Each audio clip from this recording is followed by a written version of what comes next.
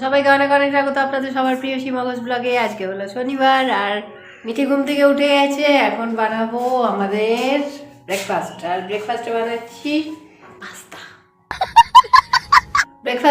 Pasta. কারণ মিঠির অনেক দিন হলো ও বলছে পাস্তা খায়নি, পাস্তা খাবো। আর ঠিক আছে চলো, পরীক্ষার সময় সব কথা কিন্তু শুনে চলতে হয় যাতে ওদের মুডটা ঠিক থাকে। তা এখন বানাচ্ছি পাস্তাটা বানিয়ে খেয়ে নিই। তারপর আজকে অনেক অনেক চাপ আছে, বলছি আগে বানিয়ে নিই। তো পাস্তাটা অনেক আগে আমি বয়েল করে জলে ধুয়ে ভালোভাবে রেখেছি, ঝরিয়ে জল ঝরিয়ে। তা এখন করে নিই পাস্তাটা। আর এই পাস্তাটা হচ্ছে সুজির পাস্তা, যার জন্য মানে আনহেলদি নয়। ময়দার পাস্তাগুলো পেটের প্রবলেম করে, কিন্তু সুজির পাস্তা নো ডাউট খুব ভালো। যাই হোক, পাস্তা আমার রেডি। এবার সস দিয়ে মিঠিকে দিয়ে দেবো। তো যাই হোক, এবার ব্রেকফাস্ট রেডি হলো। এবার আমরা খেয়ে নিই। খেয়ে তারপর একদম শক্তি সঞ্চয় করে কাজে নেমে যেতে হবে। তো খাওয়া দাওয়া হলো, একদিকে ভাত বসিয়ে দিয়েছি, ডাল বসিয়ে দিয়েছি। আর এবার ব্ল্যাঙ্কেটগুলো ক্লিন করে পরিষ্কার করে রাখি। এটা হচ্ছে সব থেকে বড় একটা কাজ, কারণ শীত তো চলে গেছে। এখন এটাকে ব্যবস্থা করে না রাখা পর্যন্ত পুরো ঘর অগোছালো লাগে। শীতকাল তো চলেই গেল, এবার এগুলোকে পরিষ্কার করে আবার রেখে দেওয়া 1 বছরের জন্যে।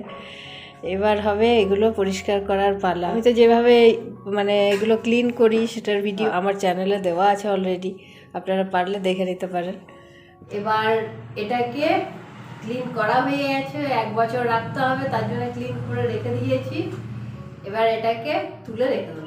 তো এই ব্ল্যাঙ্কেটগুলো মানে পোকামাকড় থেকে প্রোটেক্টেড করার জন্য আমি কিছু ন্যাপথলিনের বল আর সাথে কিছু শুকনো নিম পাতা আমি এর মধ্যে দিয়ে রেখে দিই।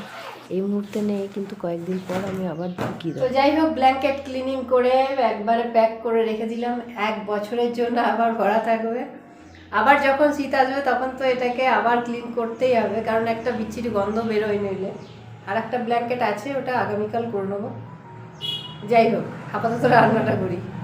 তো এখানে ভাত বসিয়েছি আর এখানে করছি সয়াবিনের একটা নতুন রেসিপি করব। তা সয়াবিনটাকে একটু শ্যালো ফ্রাই করে নিয়েছি। আর এখানে দই সমস্ত রকম মশলা দিয়ে একটা ব্যাটার বানিয়ে রেখেছি।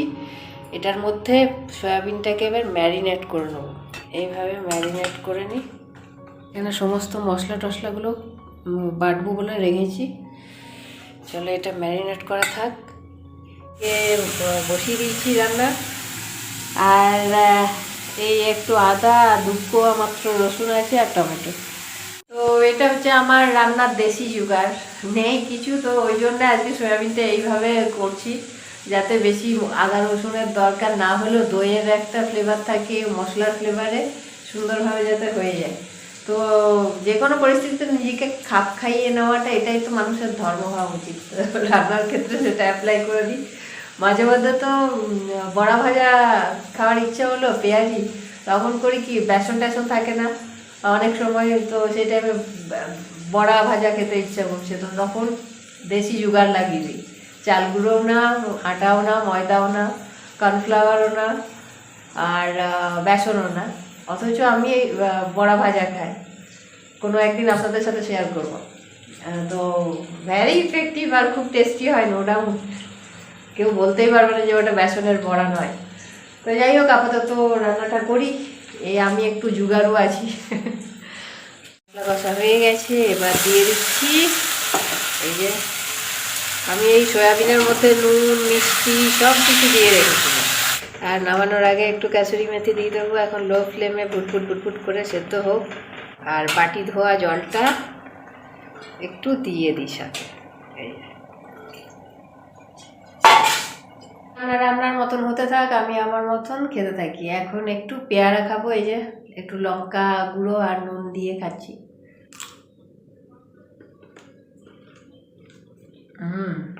বেশ ভালো।